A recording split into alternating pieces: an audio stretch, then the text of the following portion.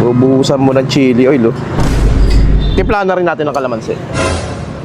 Grabe naman yan. Kita mo naman, oh, halu-haluin natin. Tapos partner natin dito sa garlic rice.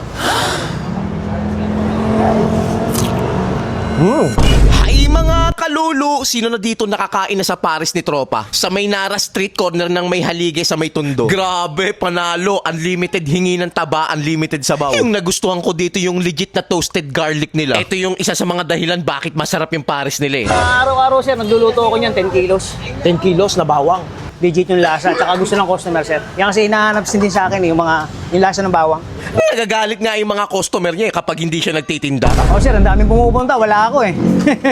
Wala silang makain na ganito eh. Sa loob ng isang dekadang pagtitinda niya ng Paris, talagang tinatangkilik at binabalik-balikan siya ng mga tao. Masarap talaga. Dadayuhin nga talaga. Babalik-balikan nga talaga to. Kaya hindi ka magsisisi pagka kumain ka dito.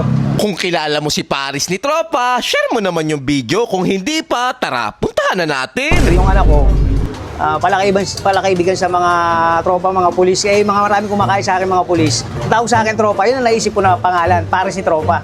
Kaya naging tropa. Sir.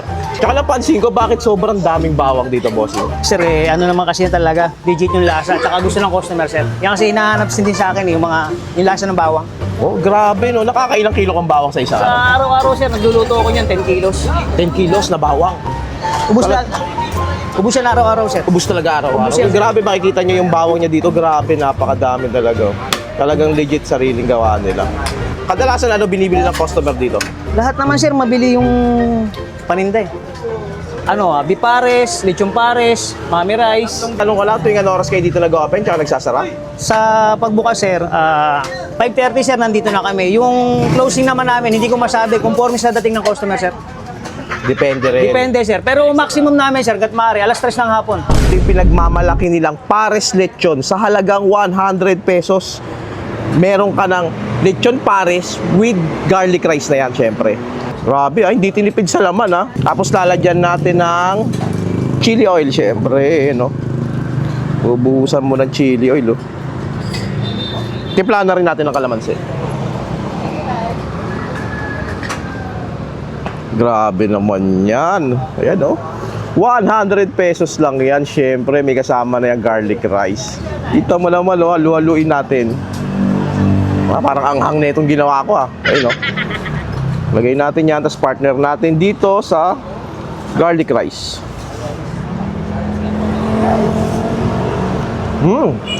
Naiintindihan ko na bakit siya binabalik-balikan ng mga tao dito. Dahil napakasarap naman talaga ng lechon pares niya. Yung sabaw niya pang ulam, eh. Lagyan natin sa rice.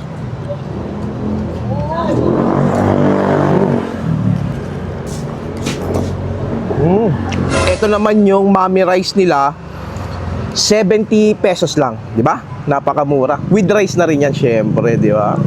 Maganda yung bigayan nila ng karne, no? Chunk siya, malalaki, tapos madami.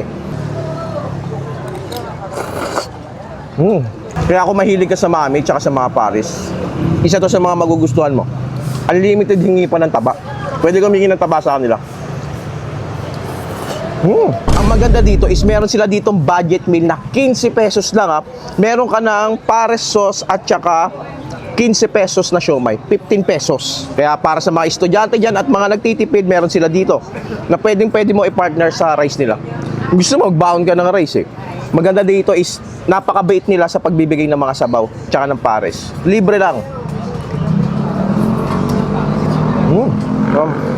Kaya kung gusto nyo siyang dayuin, dito lang to sa may Nara Street corner ng may Haligay Street, Tondo, Manila, na siguradong mapapalulo ka sa sarap.